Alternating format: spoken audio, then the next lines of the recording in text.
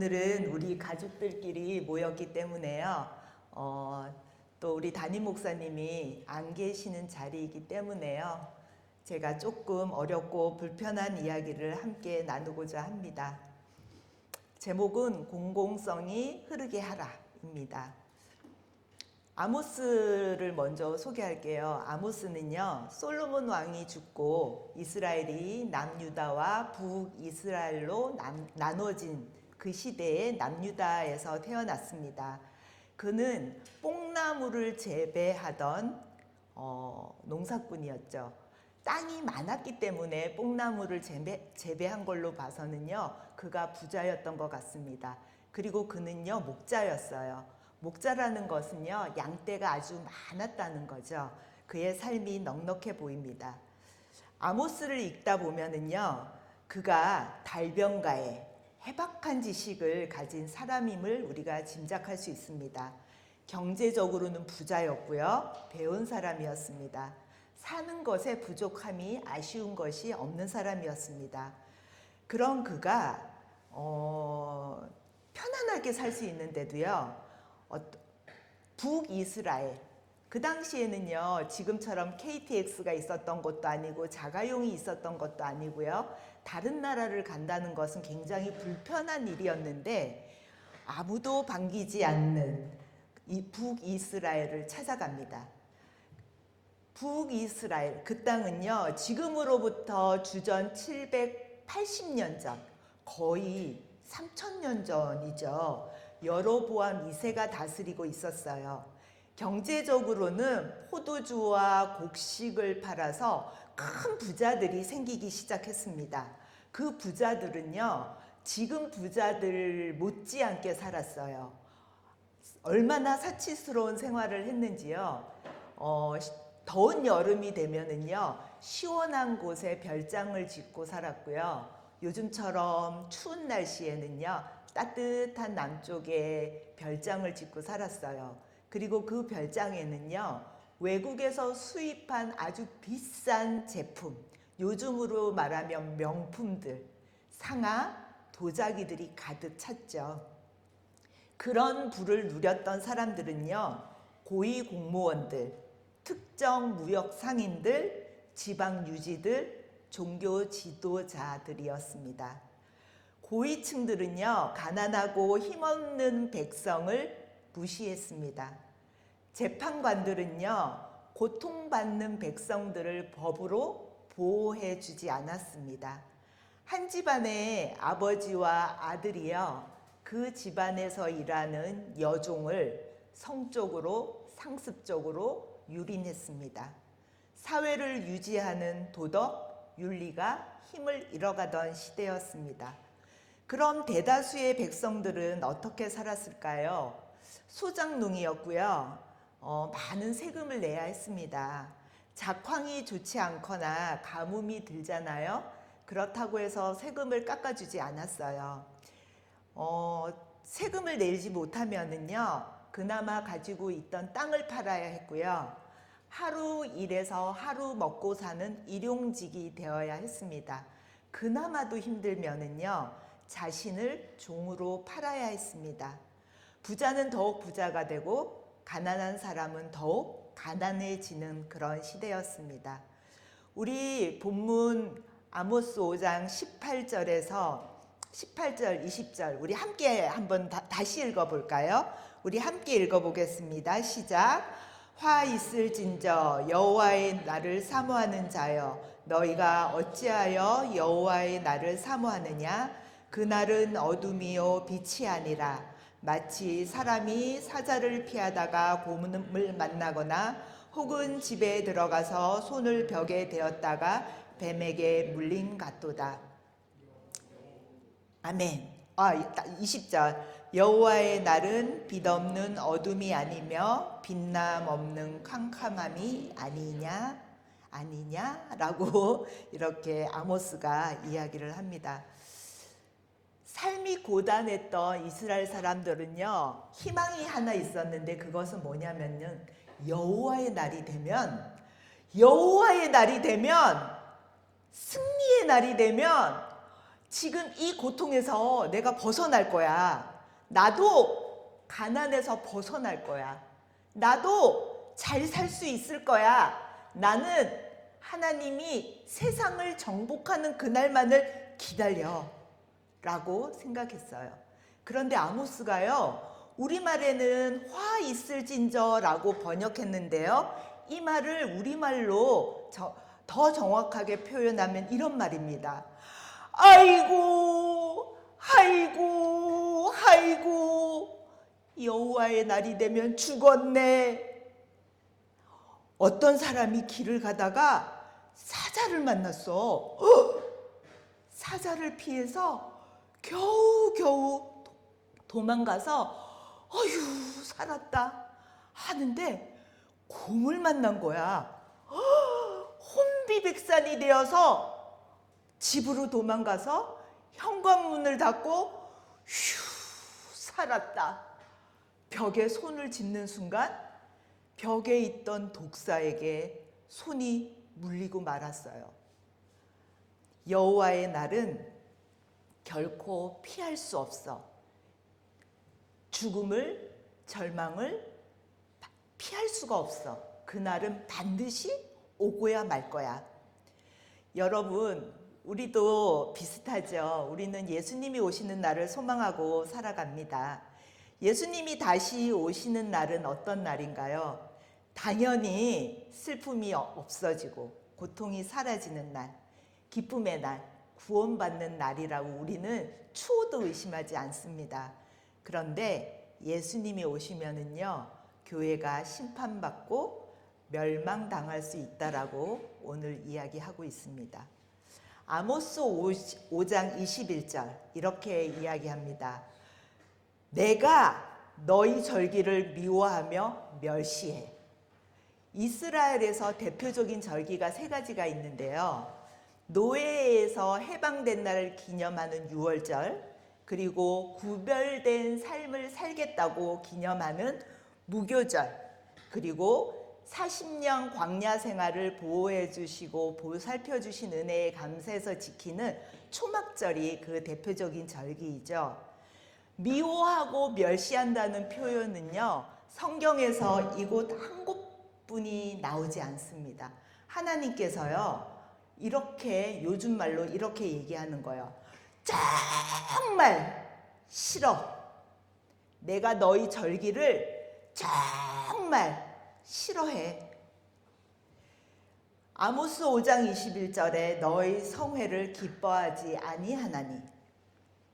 기뻐하다라는 것은요, 예배를 드릴 때 제물을 태우죠. 그러면 그 제물이 타서 고기 굽는 냄새가 납니다. 하나님께서 그 냄새를 냄새가 너무 좋은걸? 이렇게 기뻐한다는 뜻이에요. 우리의 예배를 받으신다는 뜻이죠. 그런데 하나님께서요, 이제는요, 코를 막으십니다. 1년 중 너희가 가장 성대하게 예배 드리는 그날 내가 코를 막아버릴 거야. 아모스 5장 22절 너희가 내게 번제나 소제를 드릴지라도 내가 받지 아니할 것이요 너희의 살찐 희생의 화목제도 내가 돌아보지 아니하리라. 죄를 대신하여 제물을 완전히 태우는 번제, 하나님께 감사합니다. 겸손하게 살겠습니다. 헌신하는 삶을 결단하면서 드리는 소제, 이웃과 나누겠습니다. 이웃과 화목하게 지내겠다는 의미로 드리는 화목제, 하나님께서요, 돌아보지 않는다. 거들떠보지도 않는다. 눈을 감아버리시는 하나님이십니다. 아모스 5장 23절에는 이렇게 기록되어 있습니다. 내 노랫소리를 내 앞에서 그칠지어다. 내 비파 소리도 내가 듣지 아니하리라. 우리가 예배 드릴 때요, 찬양과 악기팀은 필수입니다. 그 당시에도 그랬어요.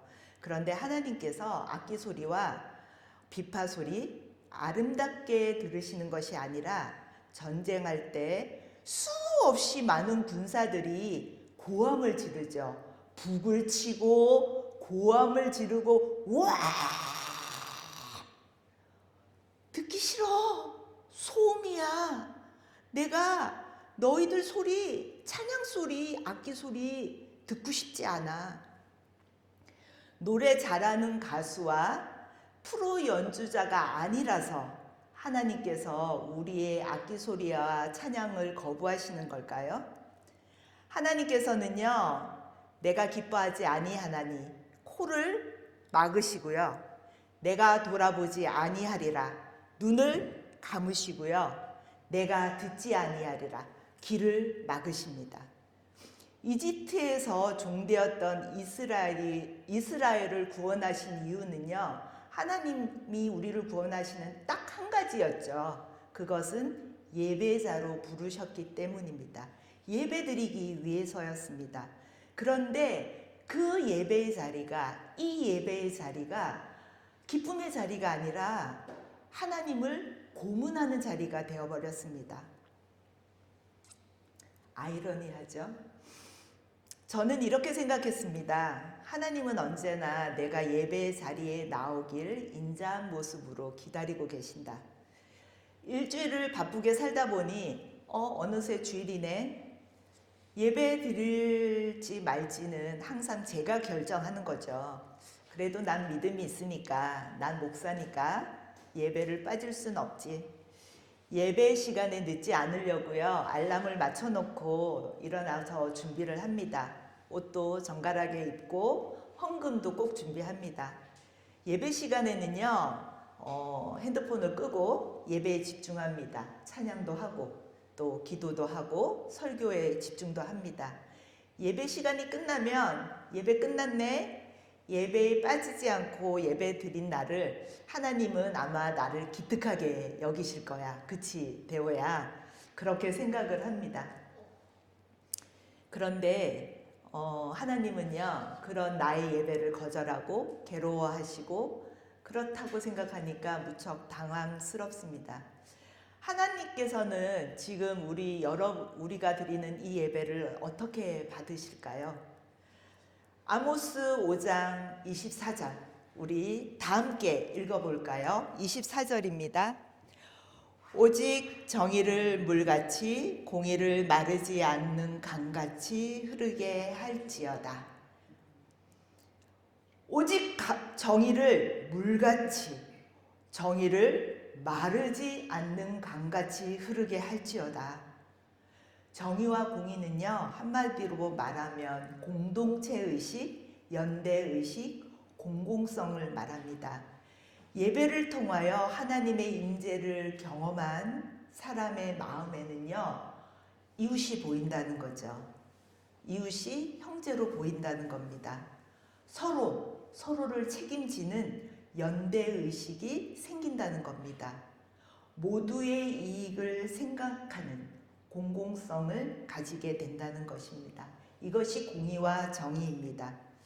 하나님께서 예배를 괴로워하시는 이유는요, 바로 공의와 정의가 부족한 예배 때문입니다.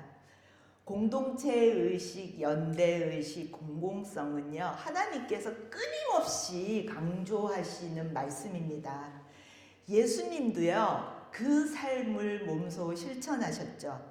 가난한 자, 병든 자, 죽은 자, 거절된 자들을 그들과 함께 하셨습니다.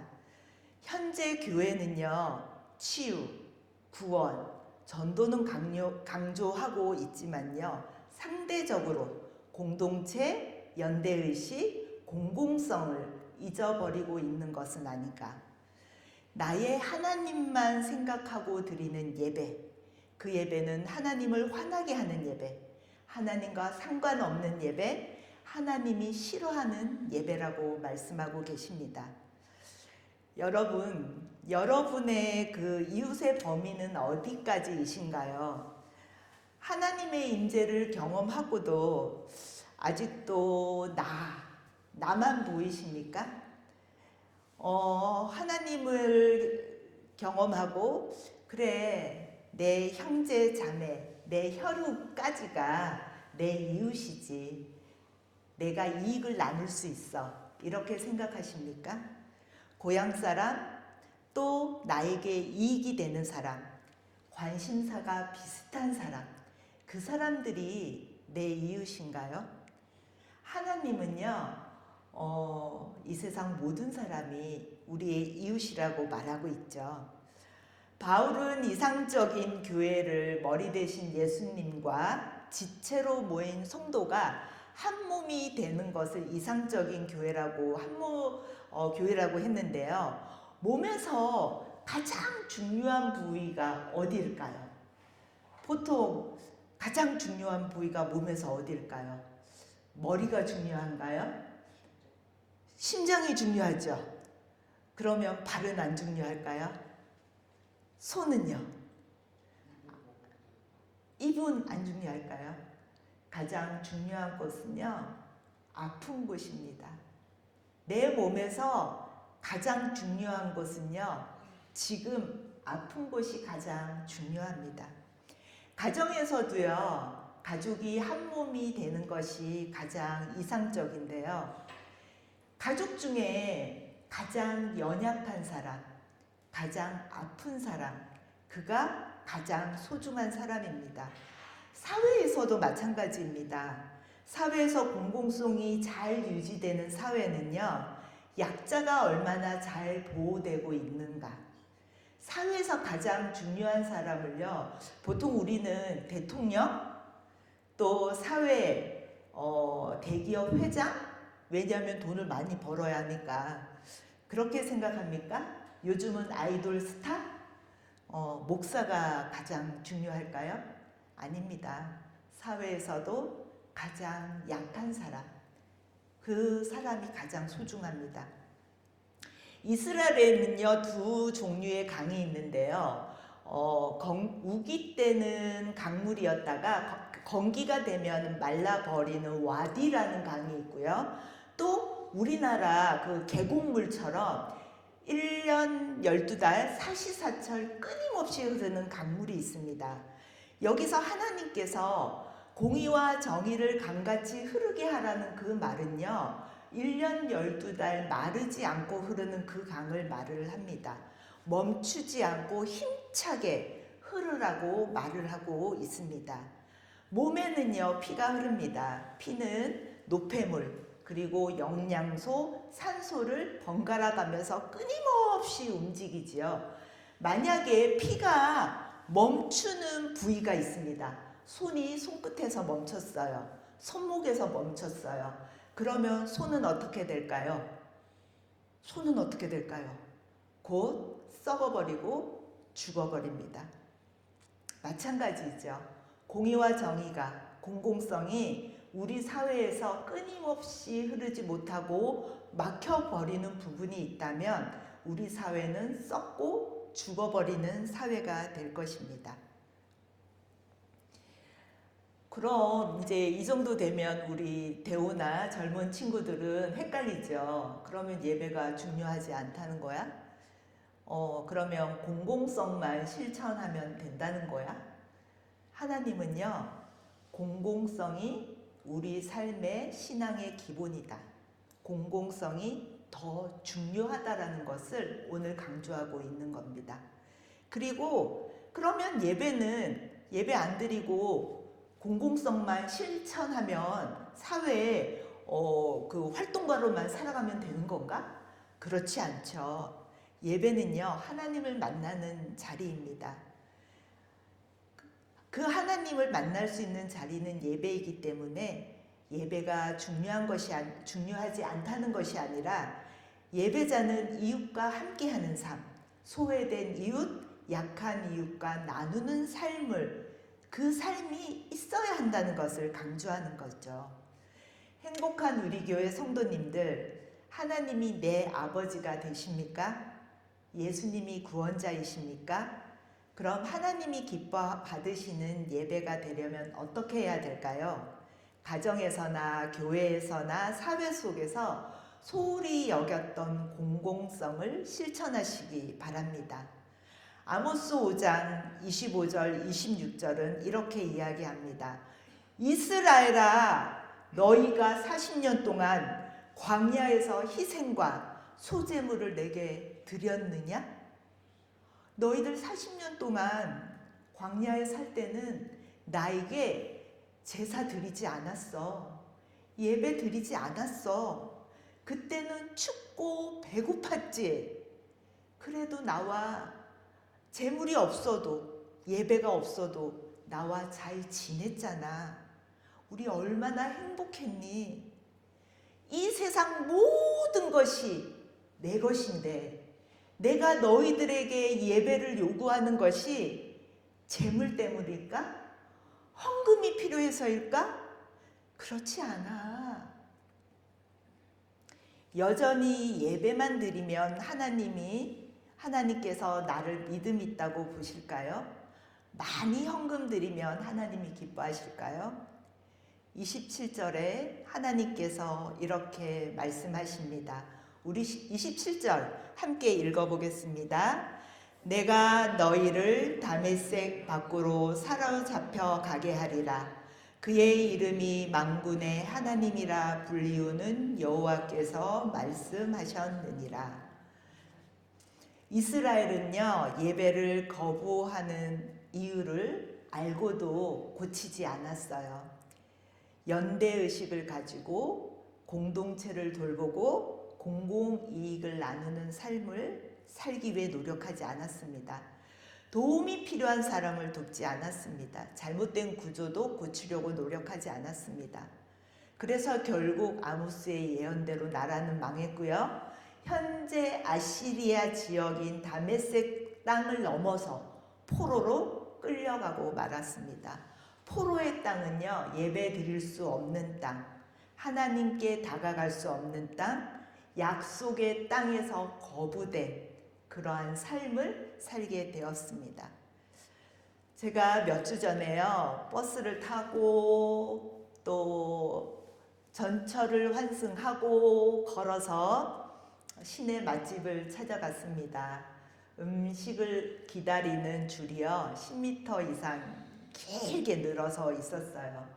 한 걸음씩 한 걸음씩 줄어들면서요, 맛있게 식사하는 그 손님들의 모습을 보면서 시장기도 이제 느껴지고 침도 꼴깍꼴깍 넘어갔습니다. 이제 곧 제 차례가 되었습니다.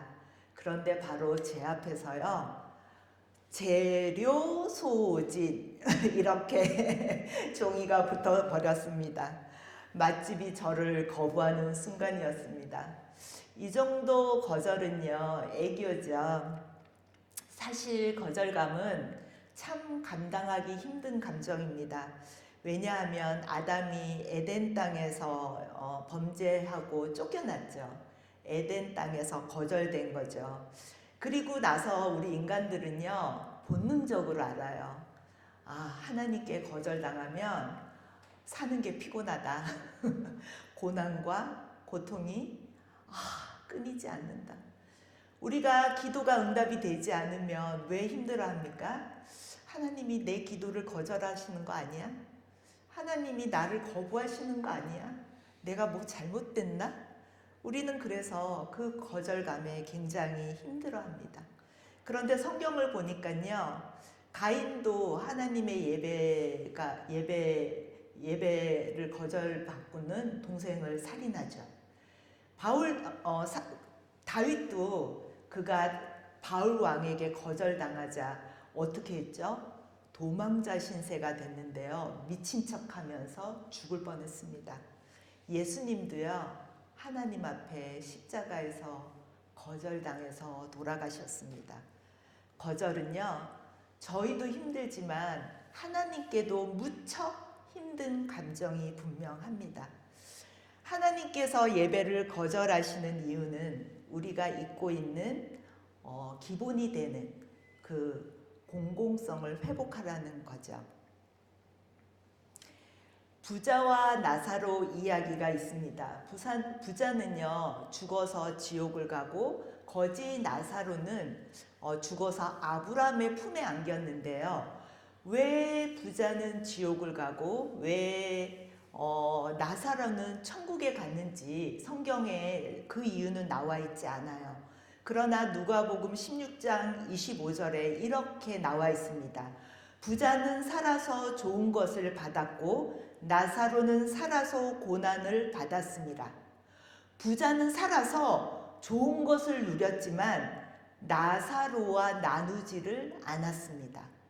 부자의 잔치상에는요, 그 이웃들이 초대받았지만 나사로는 그 상에서 떨어지는 부스러기를 주워 먹고 살았던 거죠.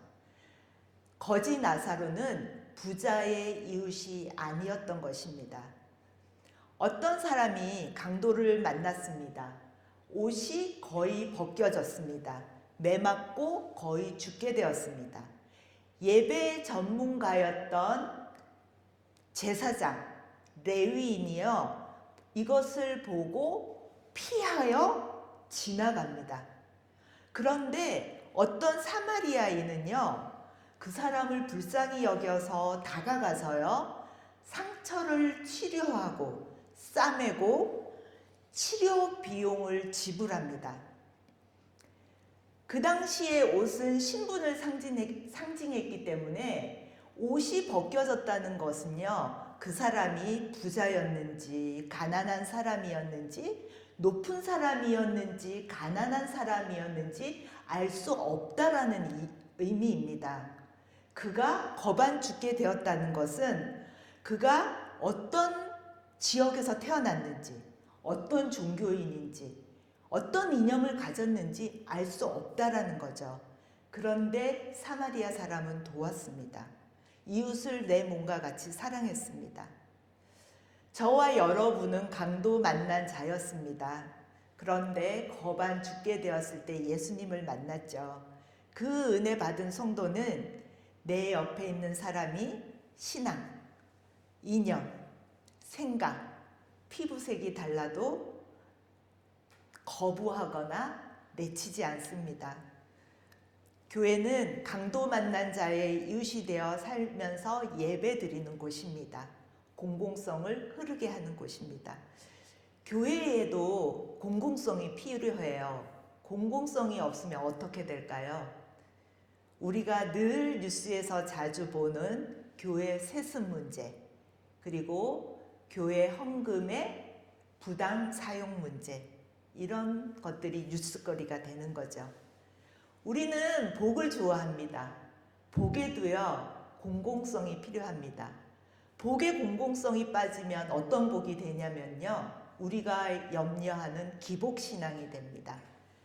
복에 하나님이 우리에게 주시는 그 복은요, 그 기복신앙이 아닌, 기복이 아닌 축복이거든요. 내가 복을 받아서 그 복이 나를 통하여서 흘러넘쳐 약한 이웃을 섬기는 데까지 이르는 것, 그것이 바로 하나님이 말하는 축복입니다. 저는 우리 교회 청년들이요, 자신들이 맡은 학업에서 또 직업에서 실력자가 되고 또 남들에게 인정받아서 돈을 많이 벌었으면 좋겠어요. 그래서 그 돈을 가지고 복을 받았으면 좋겠어요. 그리고 그 복을 이웃에게 흘러넘치는 복받은 사람들이 되기를 축원합니다. 우리 교회 모든 성도님들 모두가 복받은 사람, 축복받은 신앙인이 되기를 바랍니다. 카리스마적 리더십에도요, 공공성이 필요합니다.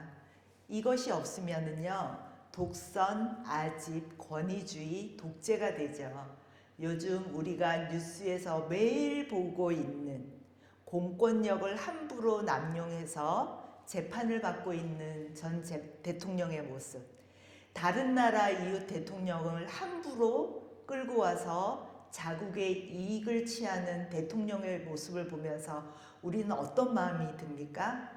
불안하다. 평화가 깨지지는 않을까? 그것은 바로 그 권력을 가진 자들이 공공성을 잊어버리고 있기 때문이지요. 그래서 공공성은 너무나도 중요합니다.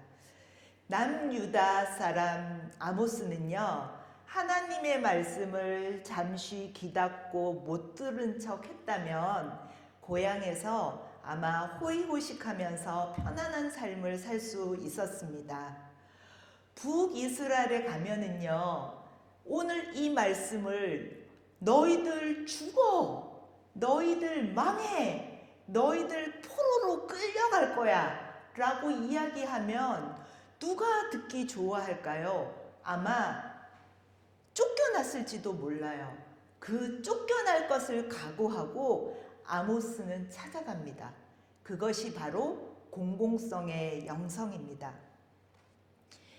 북이스라엘은요, 바로 이 공공성의 영성이 없어서 결국 나라가 망했습니다. 요즘 우리나라를 돌아보면 어떤가요? 가족이 가족의 얼굴을 보고 살기도 힘든 시대입니다.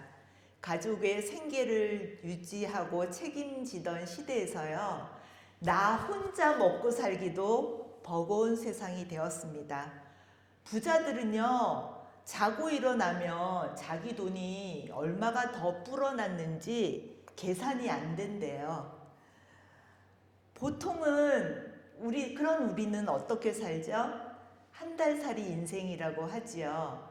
월급은 분명히 들어왔는데 스쳐 지나갈 뿐. 잔고는 제로입니다. 열악한 근무 환경에서 죽어가는 노동자들의 소식은 우리가 뉴스에서 종종 듣고 있습니다. 부조리한 사회 구조, 바뀔 상황이 아닌 것 같습니다. 그러고 보니 아모스가 살던 그 시대나 지금이나 우리가 너무 비슷한 시대를 살고 있지는 않은가 생각이 드네요. 그런데 오늘도 우리는 예배를 드리고 있습니다. 하나님께서 우리의 예배를 어떻게 보실까요?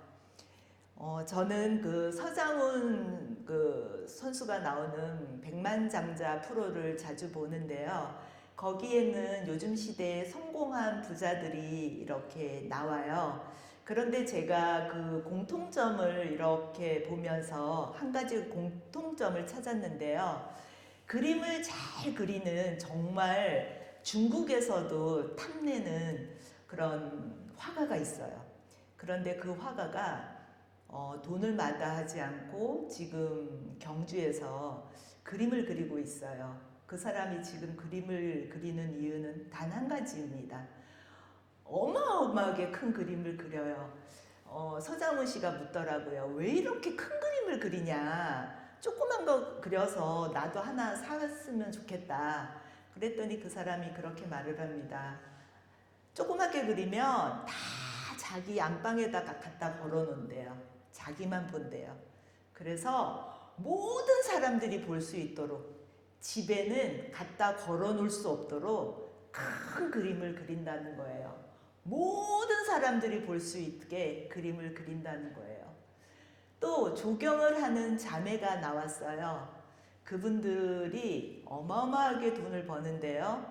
그분들이 놀랍게도요, 우리가 살고 있는 조그만한 공원, 그 공원들을 조성하고 만드는 일에 참여하고 있더라고요. 그리고 또 그 돈을 많이 번 분들 중에 왜 이렇게 열심히, 집이 너무 초라해요.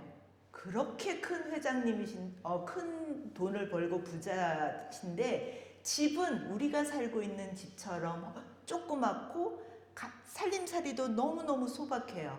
왜 이렇게 사시느냐 했더니 어려운 농부들을 위해서, 우리나라 농촌을 위해서 그분은 벌고 있는 모든 이익금을 농촌을 위해서 다시 환원하고 계셨어요. 전부, 때로는 일부를 국민들을 위해서, 자기의 물건을 팔아주는 소비자를 위해서 돈을 환원하고 계셨습니다. 그분들이 얼마를 버는지는 모르겠지만 백만장자, 억만장자, 정말 하나님이 말씀하시는 공공성을 흐르게 하는 그분들, 하나님이 찾으시는 분들이 아닐까 생각을 했습니다. 말씀을 마무리하겠습니다. 2023년 한국교회의 사회적 신뢰도 여론조사 결과를 보면은요, 5명 중 1명만이 기독교를 신뢰한다고 합니다. 교회에 다니는 37%가 자기가 속한 공동체를 신뢰하지 않는다고 합니다. 그 이유는 그들만의 세계에 갇혀 있는 교회, 배타적이고 이기적인 교회, 비윤리적이고 비도덕적인 모습에 실망했다고 합니다. 교회가 종교성에 갇혀서 세상에 속해 있다는 걸 잊어버린 예배는 하나님도 거절하십니다. 우리는 세상에 살고 있고 하나님은 세상을 사랑하시지요. 하나님의 마음이 있는 곳에 고통받는 자들이 함께 있습니다. 하나님 마음이 있는 곳에서 예배드리는 행복한 우리 교회가 되기를 원합니다. 오늘부터 내가 서 있는 곳에서 공공성을 흐르게 하는 삶을 살아가기를 예수님의 이름으로 축원합니다.